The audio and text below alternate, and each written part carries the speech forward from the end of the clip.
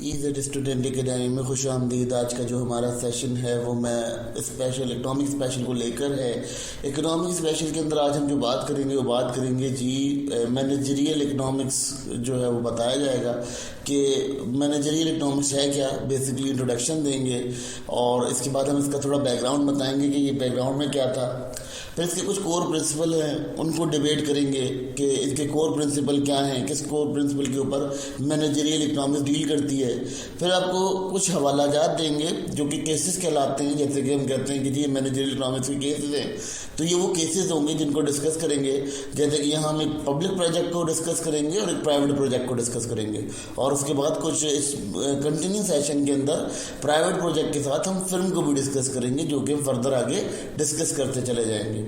अभी हम यहाँ पे क्या करेंगे, यहाँ पर हम आपको सिर्फ मैनेजरियल इकनॉमिक्स का एक इंट्रोडक्शन देंगे, उसका एक हाईलाइट देंगे और एक ओवरव्यू देंगे। आइए हम इसको फर्दर कंटिन्यू करते हैं, देखते हैं इसमें क्या क्या चीज़ें अवेलेबल हैं या किस तरह से इसे अवेल किया जा सकता है।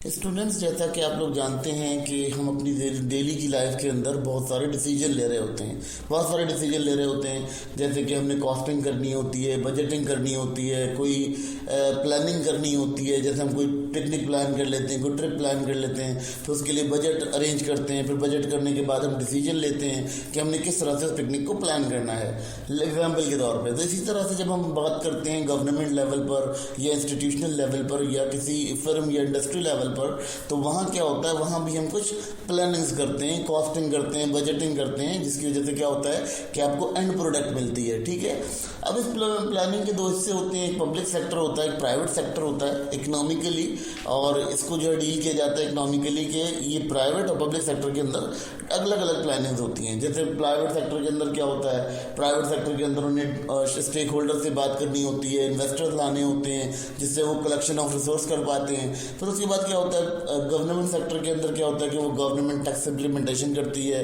और उस इम्प्लीमेंटेशन के रिटर्न देखती है कि उसमें रिटर्न कितना आएगा, किस बिहाफ के ऊपर हम उसे लगा सकते हैं। तो ये तमाम चीज़ें जो हैं वो मैनेजरियल इकनॉमिक्स कवर करती है और मैनेजरियल इकनॉमिक्स का एक इंपॉर्टेंट रोल होता है। ठीक है, फिर अगर बात करते हैं हम यहाँ इस सेशन के अंदर, कंटिन्यू सेशन के अंदर हम डिस्कशन क्या करेंगे, पहले तो हम आपको पब्लिक प्रोजेक्ट के ऊपर बात करेंगे और पब्लिक प्रोजेक्ट के बाद हम आप पर बात करेंगे प्राइवेट प्रोजेक्ट के ऊपर। पब्लिक प्रोजेक्ट के अंदर यहाँ हम जो दो केसेस डिस्कस करेंगे वो रोड बेसिस होगा, यानी